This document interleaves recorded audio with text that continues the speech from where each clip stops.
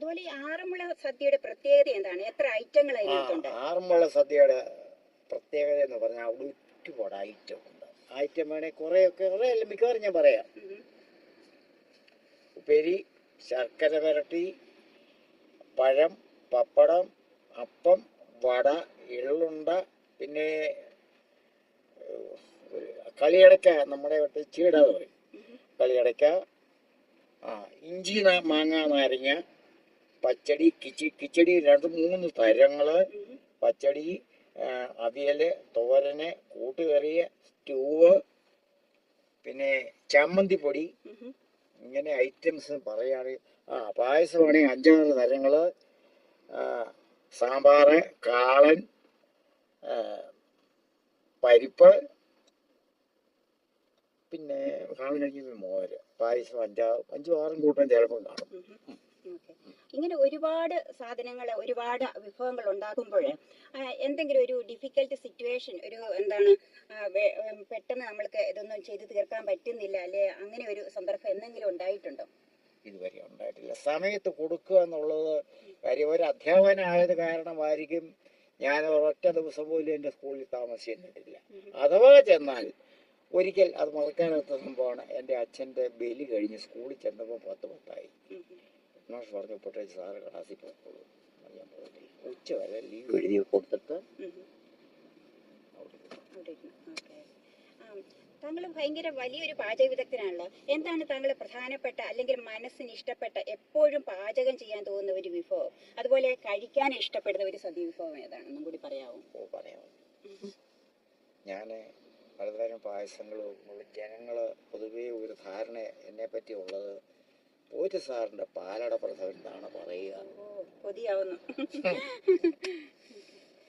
പാലട പ്രഥമൻ എന്റെ master piece എന്നാണ് ജനങ്ങളുടെ സംസാരം.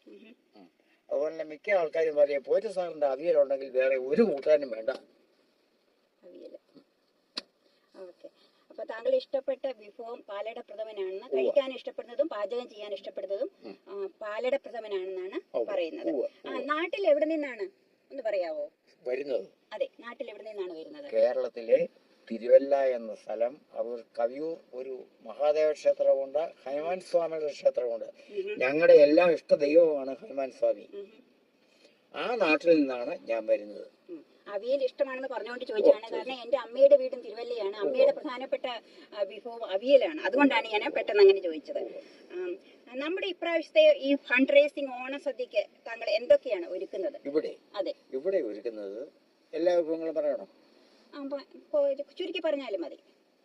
പരിപ്പ, സാമ്പാറ്, കാളൻ, മോര്, 5 കൂട്ടം പായസം, ഇഞ്ചിക്കറി, മാങ്ങാക്കറി, നാരങ്ങാക്കറി, പച്ചടി, കിച്ചടി 3 തരം, സ്റ്റൂവ്, അവിയല്, തോരൻ, പിന്നെ ഉപ്പേരി, ശർക്കര വരട്ടി, പഴം, പപ്പടം, എള്ളുണ്ട, ചെറിയ വട, നമ്മുടെ നാട്ടിൽ ചീട ഇവിടെ പറഞ്ഞ കളിയടയ്ക്കാൻ,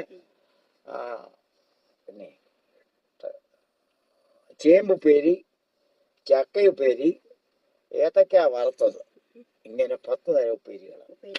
ഉപ്പേരികൾ തന്നെ ഒരുപാട് 10 ഉണ്ടെന്നുണ്ട്. എല്ലാം റെഡിയാ. വെജിറ്റേറിയൻ മാത്രമേ പാചകം ചെയ്യാറുള്ളൂ, അതോ നോൺ വെജിറ്റേറിയൻ ചെയ്യണ്ടോ? ഇതുവരെ വെജിറ്റേറിയൻ ചെയ്തിട്ടുള്ളൂ. മേലാലും മരിക്കുന്നത് വരെ അത് തന്നെ ചെയ്യത്തുള്ളൂ.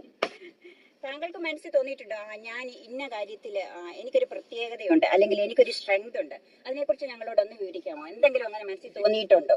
ഒരു അഹങ്കാരം എനിക്കില്ല. അഹങ്കാരമല്ല ഉദ്ദേശിച്ചത്, താങ്കളെ പ്രത്യേക ഒരു ധൈര്യം തരുന്ന, അല്ലെ എനിക്കിത് പ്രചോദനം തരുന്ന ഇതാണ്. എന്റെ ഗുരുക്കന്മാരും ഈശ്വരനും എനിക്ക് 100% പ്രചോദനം തരുന്നുണ്ട്. ഇതുവരെ എന്നെ കൈവടിഞ്ഞിട്ടില്ല. Thank you. 92.3 മലയാളം.